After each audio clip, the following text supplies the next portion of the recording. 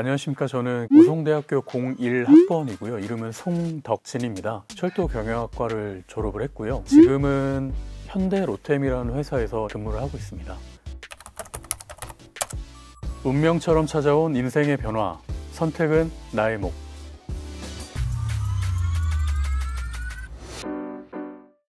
현대로템이라는 회사 이제 고속전철 CS팀에 근무하면서 저희 회사에서 제작한 이제 KTX 고속 차량들을 납품하고 납품 이후 그 하자 보증 기간 동안 그 하자 보증 활동을 담당을 하고 있습니다. 이제 입사한 지는 거의 한 16년 정도 된 것 같고요. CS 쪽 업무를 한 지는 거의 한 15년 정도 된 것 같습니다.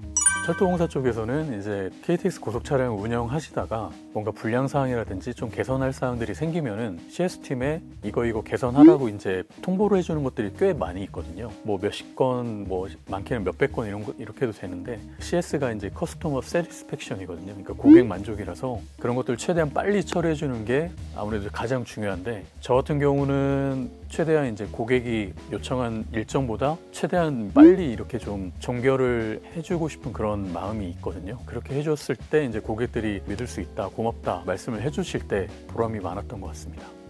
학교에서 교수님께 배웠을 때 고객 만족보다 더 중요한 게 고객 감동이라고 항상 이렇게 되게 강조하셨던 분이 많으셨었어요. 그래서 고객이 요구한 부분만 딱 그만큼만 해주게 되면 그냥 고객을 만족을 시킬 수는 있겠는데 그것보다 이제 좀 더 내가 세심하게 그리고 고객이 요구한 것보다 좀 더 빠르게 그 자세히 이렇게 좀 일처리를 해드리게 되면 만족을 넘어서 이제 감동 쪽으로 가시는 경우가 종종 있습니다. 그래서 그런 마음을 가지고 이제 업무를 하고 있거든요. 처음에 대학교 들어갔을 때는 그 과가 이제 철도 쪽이 아니었거든요. 입학했을 때는 이제 인터넷 통상학부였었거든요. 그때 당시에 한창 이제 인터넷이 본격적으로 이제 발달하고 인터넷상에서 이제 전자상거래 같은 것도 이제 한창 이렇게 이슈가 됐던 그런 시기였어서 좀 배우고 싶다고 해서 이제 들어갔었어요. 그쪽에서 이제 경영 쪽이랑 마케팅 쪽을 많이 이제 배웠었거든요. 근데 배우고 이제 1년 반 정도 이제 다니다가 이제 바로 군대를 갔는데 복학을 했는데 저희 학과가 아예 없어져 있었더라고요. 그래서 저도 처음에 약간 좀 당황했었는데 우리 학교가 그쪽 부분은 이제 접고 외식 쪽이랑 호텔, 뭐 조리, 철도 이쪽으로 많이 투자하고 양성을 좀 많이 한다고 해서 저도 이제 뭐 제 의사랑은 상관없이 철도 쪽으로 이제 들어가게 됐습니다. 당황스러웠는데요. 그래도 경영 쪽이랑 마케팅 쪽도 좀 배웠었고 그리고 이제 실제 철도에 대해서도 들어보니까 저도 이제 철도 쪽에 약간 어느 정도 조금 관심은 있었거든요. 그래서 잘 됐다 여기서 열심히 한번 해보자 라고 그런 마음가짐으로 학교 다녔던 것 같습니다. 큰 틀에서는 발주처에 납품한 KTX 고속 차량의 하자 보증 업무를 담당을 하고 있고 좀 더 세부적으로 말씀을 드리자면 저는 이제 KTX 고속 차량의 신호장치랑 통신장치 쪽을 담당을 하고 있습니다. 철도 경영이니까 차량의 어떤 기술적인 면을 배우기보다는 어떤 이론적인 면을 많이 배우고 이제 저도 회사에 들어와서는 CS팀에서도 자재 담당이나 그런 업무를 좀 많이 했었는데 중간에 이제 저희 신호통신 쪽을 담당하던 직원이 동종업계로 이제 이직을 하는 바람에 신호통신 쪽 담당하는 인원이 비었었거든요. 갑자기 팀장님이 부르시더니 내일부터 네가 신호장치랑 통신장치를 담당을 해라. 그래서 저는 솔직히 그때는 회사를 좀 그만두고 싶었거든요. 전혀 제가 맡아본 적도 없는 일이었고 저한테 누구 알려줄 사람도 없었는데 그래서 그때부터 진짜 미친 듯이 막 도면 찾아보고 막 기술문서 같은 거 공부하면서 진짜 그 맨땅에 헤딩하는 심정으로 이제 많이 공부를 했었던 것 같아요. 처음에 한 1, 2년 정도 좀 많이 고생을 했었고 근데 뭐 다들 말씀하신 것처럼 하면 되긴 되더라고요.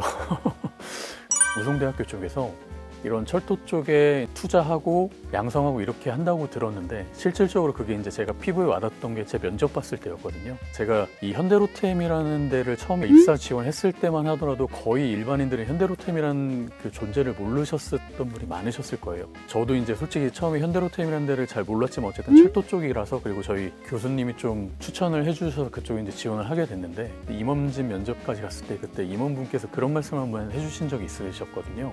자네 학교랑 우리랑 올해 산학협력을 맺은 걸 알고 있나 그래서 저는 솔직히 저는 몰랐는데 네 알고 있습니다 이렇게 대답을 했거든요. 알아보니까 이제 이런 식으로 학교 쪽에서 이제 재학생들을 위해서 이렇게 많이 투자하고 산학협력 같은 이런 외부 협력도 많이 맺고 있구나 하는 거를 느꼈습니다. 제가 이 현대로템을 지원하게 된 것도 저희 교수님께서 이런 회사가 있으니까 한번 지원을 해봐라 라고 하셔서 저도 그때 지원했거든요. 근데 교수님들이 솔직히 아무나 추천을 해주거나 그렇게 하시지는 않을 거예요. 아, 이 정도 친구는 우리 학과를 대표해서 한번 좀 지원을 해보는 게 좋겠다라고 아마 느끼셨을 텐데, 그만큼 그렇게 되려면 일단 기본적으로 자기 학교 생활에 좀 충실을 하고, 뭐 학점이라든지 이제 개인 뭐 언어 실력이라든지 뭐 관련 자격증 이런 것들을 미리 많이 이제 준비를 해둬야 이제 학교에서도 그 친구한테 이런 뭐 추천이라든지 이런 기회를 줄 수 있을 것 같거든요. 저희 철도경학부 쪽에 교수님이 이제 주도하셔서 철도 관련한 이제 동아리를 만드신 게 있으세요. 근데 그 동아리 활동을 많이 하시다 보면 아무래도 이제 그냥 학교에서 배우는 것보다는 좀 더 깊이 있게 배울 수 있는 그런 장이 되고, 또 거기에 이제 교수님을 통해서 그 동아리 친구들하고 연락도 주고받고 그렇게 하고 있거든요. 학교뿐만 아니라 이런 관련 분야에 종사하고 있는 저희 선배들, 후배들, 그리고 재학생들 간의 이런 정보 교류 같은 것도 되게 중요할 것 같아요. 그래서 본인 공부도 중요한데 그런 동아리 활동을 하다 보면 나중에 졸업하고 철도 쪽을 지원하고 싶다 할 경우에는 상당히 많은 좀 도움이 되는 것 같더라고요. 그래서 그런 동아리 활동도 열심히 하시는 걸 한번 좀 추천을 드리고 싶습니다. 우송 브릿지 다음 주인공은 당신입니다.